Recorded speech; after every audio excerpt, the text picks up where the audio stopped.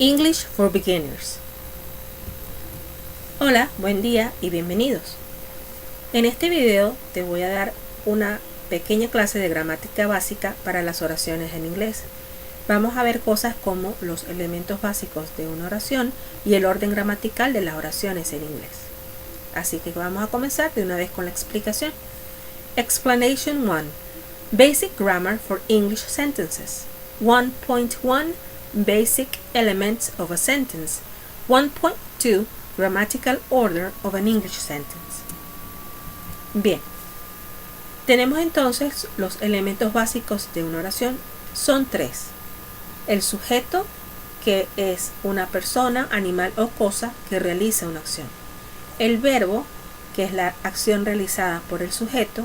Y el complemento, que es la información adicional que nosotros vamos a colocar, y esta información va a tener la función de completar la oración o complementar la oración. Bien, ahora con este orden de ideas podemos pasar al orden gramatical de las oraciones en inglés. El orden gramatical es el siguiente. Siempre debemos colocar en primer lugar el sujeto, en segundo lugar vamos a colocar el verbo y en tercer lugar el complemento. El sujeto, para nosotros identificarlo, nos podemos hacer la siguiente pregunta: ¿qué o quién está haciendo la acción? El verbo lo puedo identificar preguntándome qué acción hace el sujeto. Y el complemento, como es una información adicional que nosotros le vamos a colocar a la oración, me puede contestar cosas como cuándo, dónde, cómo, qué, quién, a qué hora, por qué, para qué. Es decir, cuándo hace la acción el sujeto, dónde la hace, cómo la hace, con quién, a qué hora hace la acción, por qué hace la acción, para qué hace la acción, etcétera, etcétera, etcétera. Bien, ahora fíjense en la siguiente fotito que les coloqué. De esta foto yo quise tomar un ejemplo. Es una foto muy sencilla y de ahí tomé una oración y dije, bueno, los niños juegan en el parque. Los niños tienen el número 1 porque es el sujeto. En este caso yo le asigné este valor para la explicación que les voy a dar a continuación. Número 2 es el verbo, juegan. Y número 3 es el complemento, en el parque. Fíjense que ahí yo estoy haciendo las preguntas que vimos en la diapositiva pasada. Sujeto, ¿quiénes juegan? La respuesta, los niños. Verbo, ¿qué hacen los niños? Juegan. En este caso el complemento me está contestando la pregunta ¿dónde? ¿Dónde juegan los niños? En el parque. Quiero que ustedes vean que en español nosotros tenemos un orden muy flexible para hacer la oración. La oración en español yo lo puedo hacer intercambiando los elementos básicos que tiene la oración.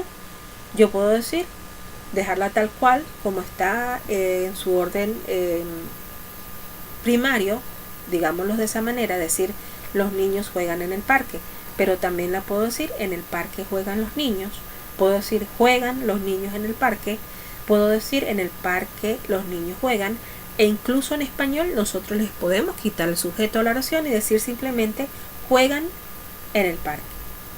Ahora, en inglés no sucede esto. En inglés la oración tiene un orden fijo y por consiguiente, si yo la oración la estoy haciendo en español 1, 2, 3, en inglés la debo llevar a 1, 2, 3.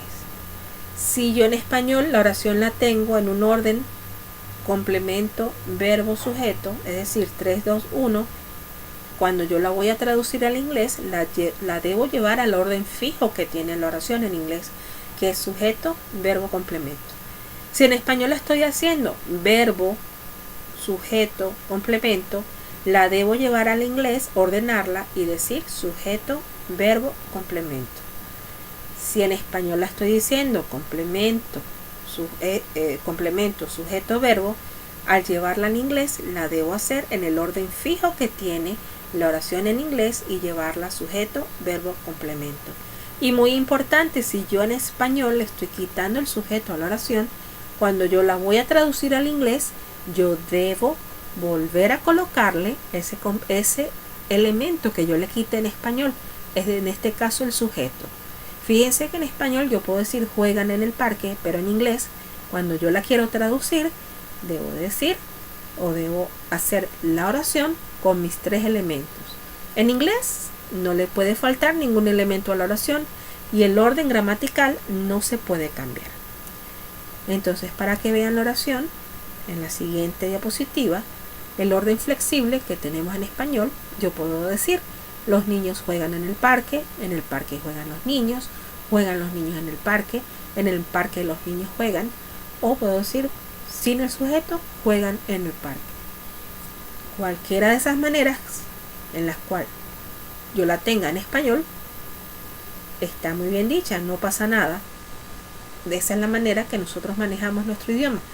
Pero cuando yo la quiero llevar al inglés para traducirla, la debo decir siempre primero el sujeto, luego el verbo y por último el complemento.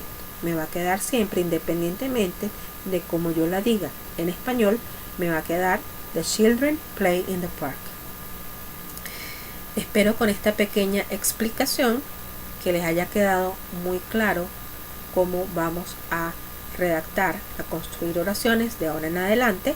Y aquí les dejo un pequeño resumen. 1. Los elementos básicos de una oración son el sujeto, el verbo y el complemento. El orden gramatical de la oración no se puede cambiar en el idioma inglés. Y número 3, no puede faltarle ningún elemento a la oración en el inglés. Con esto me despido y les digo, thank you very much. Hope to see you next class. Bye bye.